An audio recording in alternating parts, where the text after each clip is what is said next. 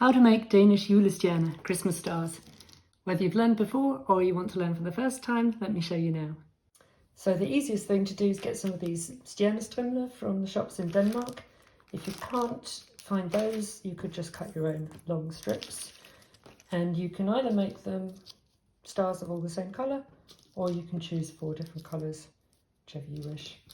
I'm going to go with 4 different colours because I think it'll be easiest to show on the video what's happening. So you fold them in half, and I always like to cut off the other end because it just makes it easier for weaving later on. Then the way you set this up is really important. If you get this wrong at the beginning, then the rest doesn't work.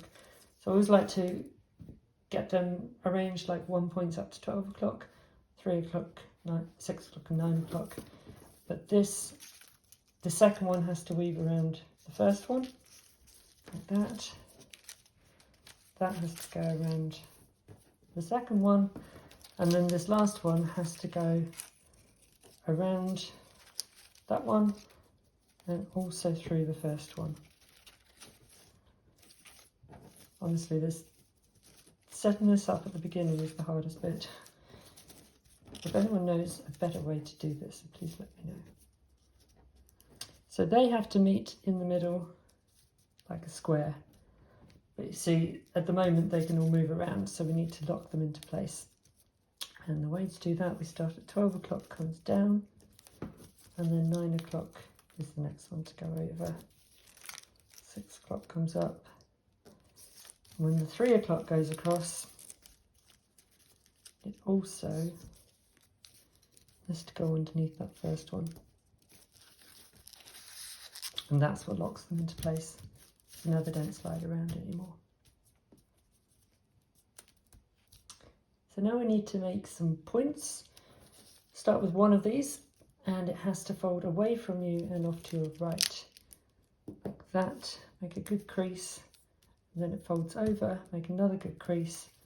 Now this bit has to twist under, like that, and it has to go under there.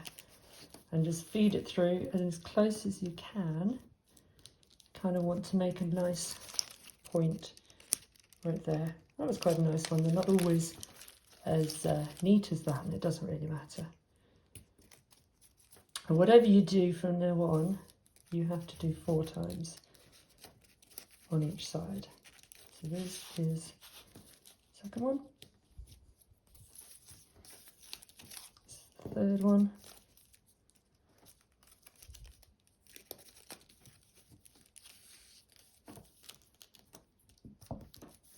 When you come to the 4th one, it's very important that you don't just go under that bit there, because that wouldn't hold it into place. You go underneath the loop, and that will just hold it tightly into place. Then you turn over and do the same thing again 4 times.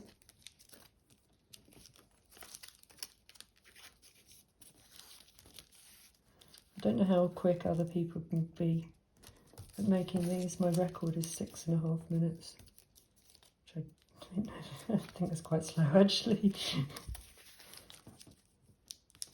You do get faster the more you make, basically.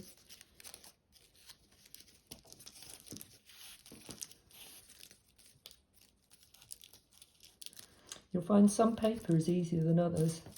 This silver one here is the hardest because it's really flimsy.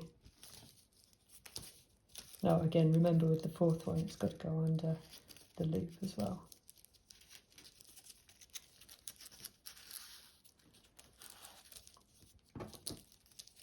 The easiest paper to start with is the kind of shiny silver one. That one's easiest. It's nice and slippery as well. It's very smooth, so it folds through nicely. Good, now we need to make these points on the top, and the way to do this, we start by folding these in a particular order. The 12 o'clock goes down, 3 o'clock goes over, 6 o'clock goes up, and then this 9 o'clock has to come from underneath there. It folds over that way. And now this time when we fold to the right, we don't fold away, fold towards you instead. And that makes a crease there.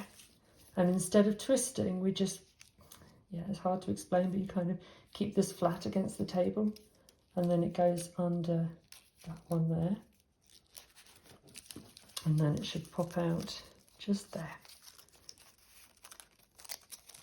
And then you don't pull that completely tight, just about as tight as it wants to go. And again, you have to do that 4 times. And this is why I said to cut off the bits at the beginning, because it just makes it easier here to get them through.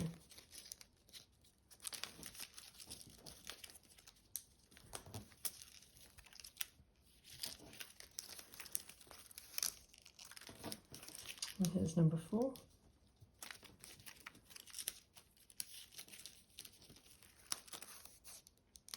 Then you turn over and do exactly the same thing on the other side, but this time, of course, you can't hold it down on the table, so you've got to kind of hold it all in your hand. Yeah, don't forget to fold these over. And it's, you know when you've done it right, when they kind of spring up like this, they don't want to hold, that it will not lay completely flat.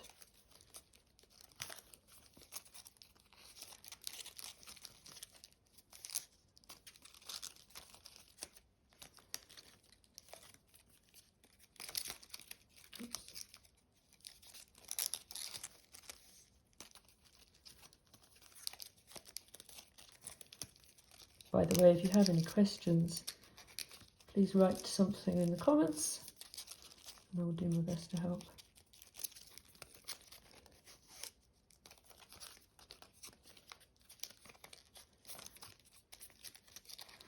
So once you put this 4th one through, the star is actually finished.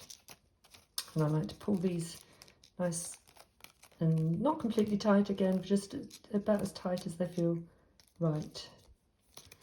And then you just need to cut off the excess.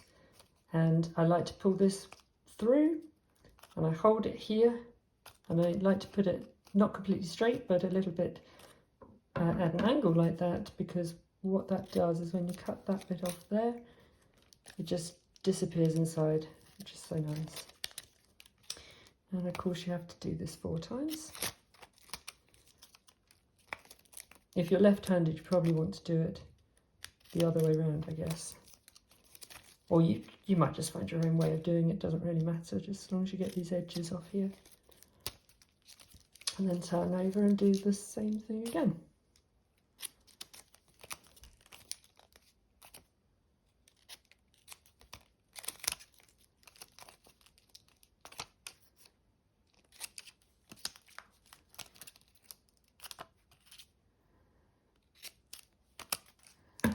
And that's it.